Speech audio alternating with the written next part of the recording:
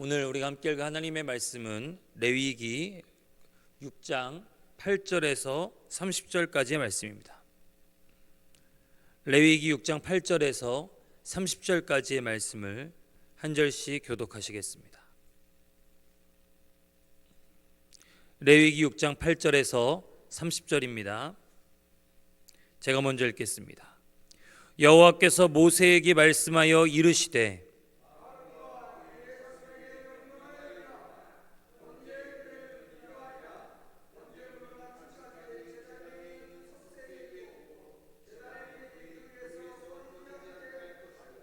제사장은 세마포 긴 옷을 입고 세마포 속바지로 하체를 가리고 제단 위에서 불태운 번제의 재를 가져다가 제단 곁에 두고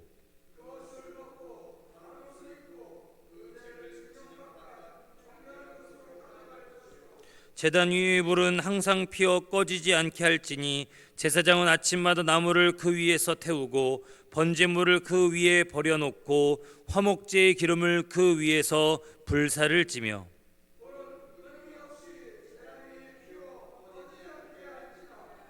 소제의 규례는 이러하니라. 아론의 자손은 그것을 제단 앞 여호와 앞에 드리되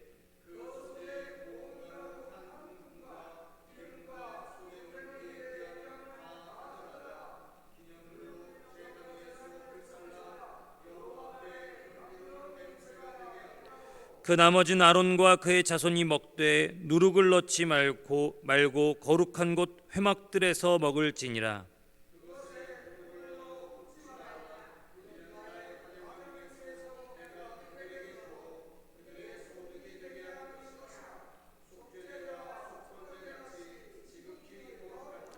아론 자손의 남자는 모두 이를 먹을지니 이는 여호와의 화제물 중에서 대대로 그들의 영원한 소득이 됨이라. 이를 만지는 자마다 거룩하리라.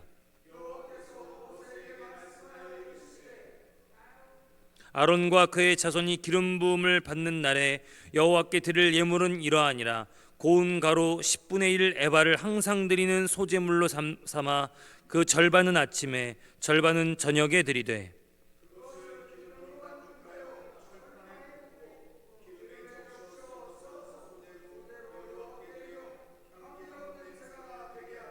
이 소제는 아론의 자손 중 기름 부음을 받고 그를 이어 제사장 된 자가 드릴 것이요 영원한 규례로 여호와께 온전히 불사를 것이니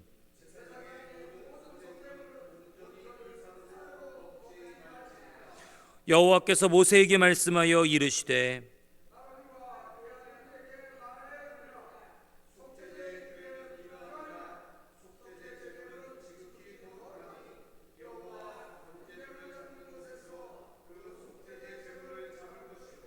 죄를 위하여 제사 드리는 제사장이 그것을 먹되 곧 회막들 거룩한 곳에서 먹을 것이며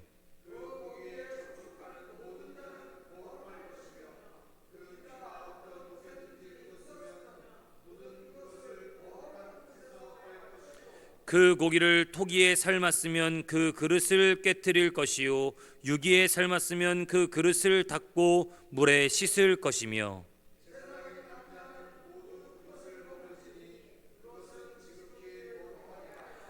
그러나 피를 가지고 회막에 들어가 성소에서 속죄하게 한 속죄제 제물의 고기는 먹지 못할지니 불사를 지니라.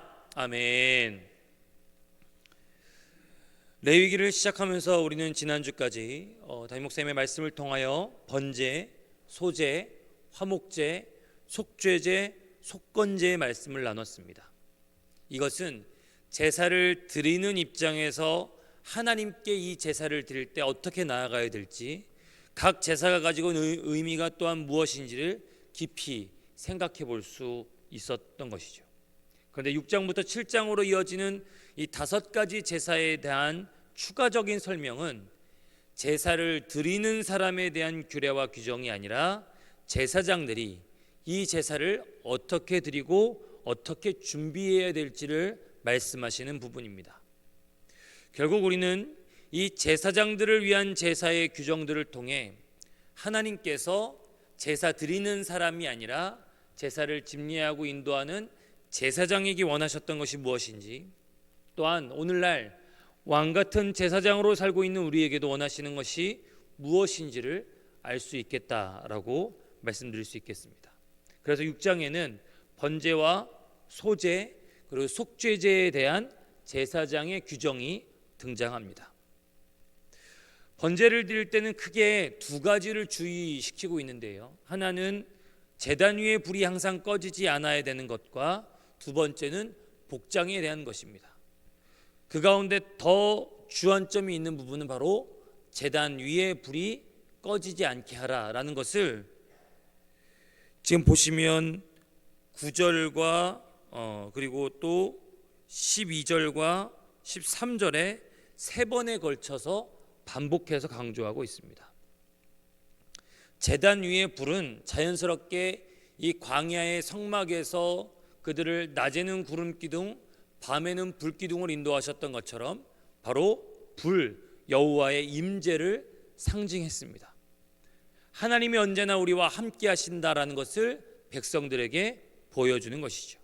그러니 그 함께 하신 하나님 앞에 아침 저녁으로 언제나 제단 위의 불 위에 우리의 번제를 드려야 한다라는 것을 보여주는 것이 바로 뭐였냐면 제단 위에 꺼지지 않는 불이었던 것입니다. 영원히 함께 하신 하나님 앞에 드려야 될 마땅한 헌신이 바로 아침 저녁으로 드리는 상번제의 제사였습니다. 레위기에 기록된 이런 제사들은 단순히 절차가 복잡하고 드리기가 까다롭고 그래서 우리가 신경을 곤두세우려는 시험거리가 아닙니다. 하나님은 제사의 제도, 5가지 제사가 드려질 목적과 이유를 제시하시면서 결국 하나님의 백성들과 제사를 통해 만나기를 원하셨던 것이죠. 소통하기를 원하셨던 것입니다. 특히 번제는 제단 위에 꺼지지 않는 불처럼 하나님 우리와 함께 하시니 우리는 그 하나님께 감사하고 감격해서 아침 저녁으로 헌신하며 나아가야 된다라는 뜻이 되겠습니다. 제사장은 이처럼 백성들이 하나님께 나아가도록 하기 위해서 반드시 해야 될 것이 있는데 다시 한번 말씀드리지만 제단 위의 불을 꺼뜨리지 않기 위해 늘 신경을 세우고 제단 위의 불을 관리해야만 했습니다. 결국 제사장들은 무엇보다도 불을 지켜야만 했습니다. 불을 지킴으로써 백성들에게 하나님이 늘 우리와 함께 하신다, 하나님이 늘 살아계신다는 사실들을 사람들에게 상기시켜 줘야만 했습니다. 뿐만 아니라 불을 꺼뜨리지 않는다는 것은 백성들이 언제 어느 때라도 하나님께 나아가 번제 드릴 수 있도록 철저히 준비시켜주는 역할이 바로 제사장의 역할이었던 것이죠. 번제를 준비하는 제사장의 규정은 그러니까 철저히 하나님과 사람들을 연결시켜주는 사명이라고 볼 수 있습니다. 우리는 흔히 이렇게 보면 결국 제사장이 오늘날 교회 예배를 주관하는 이 목회자의 역할 아니냐고 쉽게 생각할 수 있겠지만요, 우리는 구약의 제사장의 개념이 소수의 몇몇 사람들이 아니라 구원받은 그리스도인들 전부에게 적용된다는 사실을 믿고 또 알고 있습니다. 바로 왕 같은 제사장의 사명인 줄 믿습니다.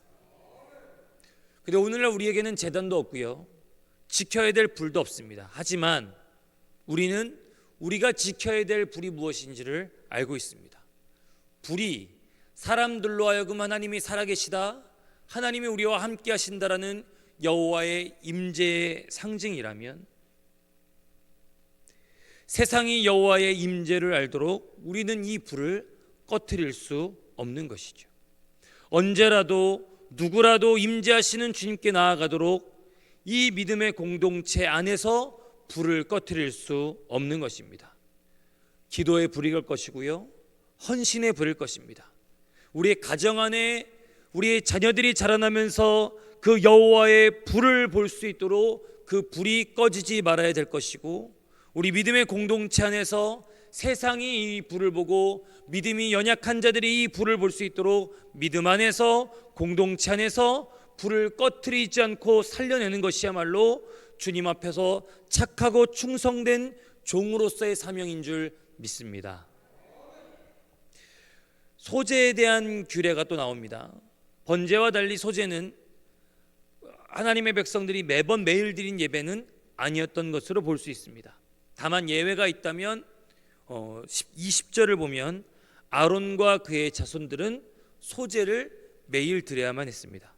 좀 혼란스러운 부분이 있는데요. 20절에 보면 그들이 기름 부음을 받는 날에 이 소제를 드리는 것처럼 나와 있지만 뒷부분을 보면은 항상 드리는 소제물로 고운 가루 10분의 1 에바를 삶되 절반은 아침에 절반은 저녁에 드려라 라고 하는 규례를 봤을 때 적어도 제사장들만큼은 이 소제를 하나님께 번제처럼 매일매일 드려야 된다라는 것을 우리가 좀 확인할 수 있습니다. 번제가 하나님과의 관계를 회복하고 하나님께 대한 헌신을 다짐하는 차원의 제사였다면 소제는 자신의 소유 전체가 하나님의 것임을 기억하고 우리가 거둬들인 모든 소작물과 농작물들이 다 하나님이 주셨음을 기억하고 그 베풀어 주신 은혜에 감사할 때 드리는 것이라고 할 수 있겠죠. 그러니 여러분 따로 기업을 주지도 않으시고 여호와께서 온전히 그들의 기업 되신 레위인들 특별히 제사장들은 자기의 기업 되어 주시고 자기의 보증되어 주신 하나님께 매일같이 소제로 감사를 고백해야만 했던 것입니다. 그런데 제사장의 소제물은 완전히 불사르고 먹지 않는 대신에요, 지금 백성들이 드린 소제 가운데 고운 가루 한 움큼 정도만 하나님께 소제로 돌려드리고 나머지는 제사장들의 몫으로 돌아가게 됩니다. 제사장들은 반드시 소제로 드려진 이 곡식을 거룩한 곳 회막들에서 다 먹어야만 했습니다. 문제는 다 먹어야만 하는 이 소제로 드려진 이 곡식들이 그것이 때로는 떡이 되기도 하고 기름에 부친 것이 되기도 했는데 이것이 누룩도 들어가지 않았고 꿀도 발라 있는 것이 아니었습니다. 한마디로 말해서 맛있는 음식이 아니었던 것이죠.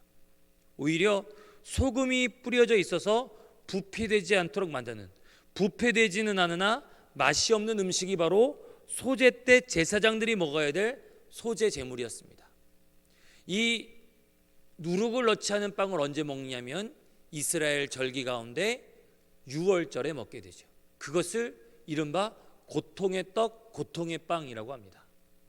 근데 그것을 이스라엘 백성은 1년에 한 번 먹지만요, 제사장들은 백성들이 나와 소제를 드릴 때마다 이 빵, 이 떡을, 누룩 없는 떡을 먹어야만 했습니다. 이게 여러분 제사장 입장에서는 곤욕이었던 게요, 더불어서 레위기 24장을 보면 안식일마다 주님께 드려진 진설병을 제사장들이 다 먹어야 되는 규례가 나오게 됩니다. 이것을 통해 제사장의 사명이라는 것이 단순히 제사를 드리는 것이 아니라 하나님께 드려진 이 소제물을 다 먹어야 되는 사명도 있습니다. 그것이 마시는 게 아니라 맛없는 누룩을 제한 떡을 먹는 자리인 것이죠. 그것을 통해서 여러분 그 당시에 이 광야에서 성막에서 제사를 집례하는 이스라엘 제사장 말고요, 그들이 떠나왔던 이집트의 제사장이나 장차 또한 그들이 포로로 끌려가게 될 바벨론의 제사장들은 그야말로 왕의 버금가는 무소불위의 권력을 다스리던 영광스러운 자리가 바로 제사장의 자리였습니다. 그러나 하나님의 백성 이스라엘에게 하나님께 기름 부음 받아 세워진 이 제사장들은 그것이 사람들에게 존경받고 사람들에게 인정받고 무소불위의 권력을 휘두르는 영광의 자리가 아니라 이 누룩 없는 떡을 고통스럽게 다 소화시켜야만 하는 거룩한 불편의 자리였던 것입니다. 군림하는 자리가 아니라 백성들을 온전하게 섬기기 위해서 거룩한 곳에서 정말 꾸역꾸역 이 소제물을 다 먹어야만 하는 자리가 바로 제사장의 자리였던 것이죠. 그것도 매일같이 하나님께 감사를 고백하면서 말입니다. 좋은 것을 먹는 자리가 아니라 맛없는 것을 먹는 자리, 꿀이 발라 있는 달콤한 것을 먹는 자리가 아니라 소금이 쳐 있는 짠 음식을 먹는 자리, 거룩한 불편의 자리가 바로 제사장의 자리라는 것을 상기시킨다면, 오늘 왕 같은 제사장으로 살아가야 될 우리도 그 자리가 영광의 자리가 아니라, 군림하는 자리가 아니라, 사람들에게 박수 받는 자리가 아니라 거룩한 불편의 자리고 세상을 온전히 섬기는 자리여야 된다는 사실을 우리에게 알려주고 있습니다. 세 번째로, 속죄제를 드릴 때 제사장들은 속죄 제물로 드려진 고기를 거룩하게 여길 것을 본문에서 누차 강조하고 있습니다. 그것은 소제로 드려진 제물 또한 마찬가지죠. 그들은 회막들 거룩한 곳에서 속죄 제물로 드려진 고기와 함께 이 소제로 드려진 이 제물 또한 함께 먹어야만 했습니다. 아시다시피 거룩은 여러분 우리의 단어가 아닙니다. 우리가 만들어낼 수 있는 것도 아니고 우리에게 어울리는 단어도 아닌 것이죠. 거룩은 전적으로 하나님의 단어인 줄 믿습니다. 그래서 하나님께서는 속죄제로 바쳐진 고기를 거룩하게 하심으로 제사장으로 한정하여 고기를 먹게 하셨던 것입니다. 고기에 닿는 사람도 역시 제사장입니다. 그 닿는 사람마다, 먹는 사람마다 거룩해질 것이라고 선언하셨습니다. 제사장의 거룩은 그러니까 그들의 경건 생활이 아닙니다. 그들이 제사를 섬기는 행위 때문에 생겨나는 것이 아닙니다. 하나님께서 죄를 속하여 친 제물을 먹음으로써, 만짐으로써, 온전히 수용하고 받아들임으로써 이 제사장들에게 여호와 앞에서 거룩을 유지할 수 있도록 만들어 주셨습니다. 마치 오늘날 여러분 아무리 눈 씻고 찾아봐도 우리 안에 거룩이 없지만요, 오직 거룩하신 그리스도의 십자가 앞에 참여하게 될 때, 그리스도로 옷 입게 될 때, 그리스도의 살과 피를 온전히 우리가 받아들일 때 비로소 거룩해지는 것처럼 말입니다. 예, 우리의 어떠한 것으로도 거룩을 만들어낼 수 없습니다. 우리의 어떠한 삶으로도 거룩을 우리가 가장할 수 없습니다.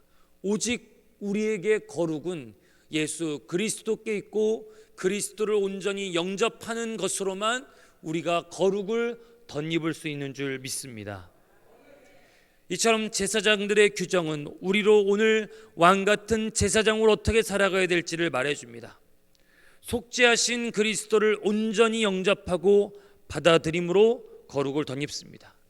매일같이 우리에게 베풀어 주신 것들에 감사하며 누룩과 꿀을 제하고 부패하지 않은 소금의 삶, 거룩한 불편의 자리를 선택하기로 결정합니다. 그리고 그런 과정 속에서 우리 안에, 우리 가정에, 그리고 우리 믿음의 공동체 안에 하나님의 임재의 불이 꺼지지 않도록 날마다 깨어 있으며, 날마다 기도하며, 날마다 하나님 앞에서 우리를 살피고 또 준비해야 되는 것이 이 레위기 6장을 읽는 왕 같은 제사장의 사명인 줄 믿습니다. 그렇게 주님 원하시는 왕 같은 제사장의 삶으로 이번 한 주도 승리하시기를 주님의 이름으로 축복합니다.